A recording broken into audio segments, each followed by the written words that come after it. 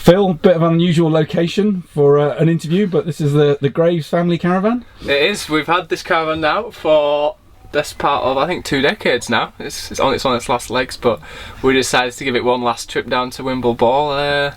After last year I wasn't camping, so this was the next best alternative. And congratulations on your win. Can you just talk us through the race? Yeah, well, I was quite nervous about the swim because Harry Wiltshire was there, good training partner in Leeds, but he was going to hammer the swim, so I was like, will I be able to go with him, will I not? But thankfully there was a group of 4 of us that got away, me, Fraser, who was actually pushing the pace. He made the swim really, really hard. Mark Twelfoot and Wiltshire, so we got a good gap out the swim, and then up that massive hill into T2, it really started to hurt because it was quite fast.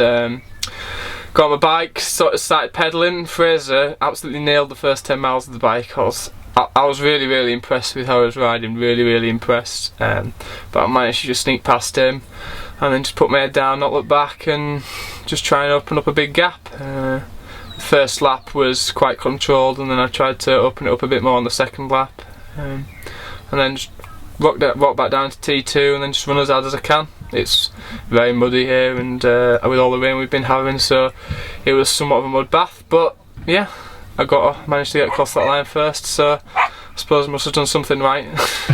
Going back to the bike, you were hoping, I spoke to you briefly on the Saturday, you were hoping for more rain and more wind.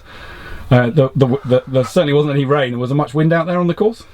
There was a little bit of wind. I think a lot of us had problems. I know Harry wore a visor on the bike as well, and for the first literally like 8 miles, because it was a tailwind up the long climb, my visor was just steamed up and I could not see a thing for literally like through the first 5, 6, 7, 8 miles. So that was quite interesting at times, but once we got out there and managed to get up to speed a bit, I could finally see and start putting some power down. And how were the legs on the run? I know you had a DNF at Lanzarote. Yeah. Well, I really didn't want another DNF because that would been a terrible start to my season. So it's getting there. I just think I need a bit more race practice, because last year I really did not race much at all, and this year obviously I just did Lanzarote, which I feel a lot stronger after doing. But yeah, hopefully this race will give me a bit of a boost, and we'll see. I think I just need to do a few longer brick sessions, and then hopefully I'll be there. I mean, the last time you won this race, you then went on to obviously put out a great performance in Bolton. Are we heading up to the northwest in July? I hope so. I'd love to be there, and I really want to race. It's just the race schedule is a bit packed as it is. I'm down to do Ironman Austria in 2 weeks. I'll see how I recover from this one, and then 3 weeks after that is Bolton, and then 3 weeks after Bolton is Ironman New York. So those are all three races that I really want to do.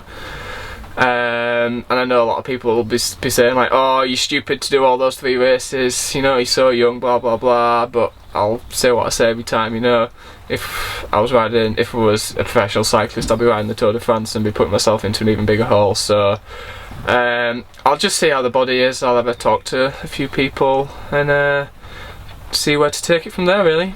And I believe you are living with a couple of young triathletes that are doing quite well at the moment. Yeah, little Alistair and Johnny, I keep them straight. I do all the washing and put all the pots in the dishwasher and everything, so yeah, it's good. It's bringing me on a bit. Obviously I've had a couple of barren years, so I needed a kick up the backside, and that's what it's done really. And Alistair and Johnny have managed to whip me into some sort of shape that I can get round here in first. So yeah, I'm just really thankful for them, and yeah, hopefully it can only get better.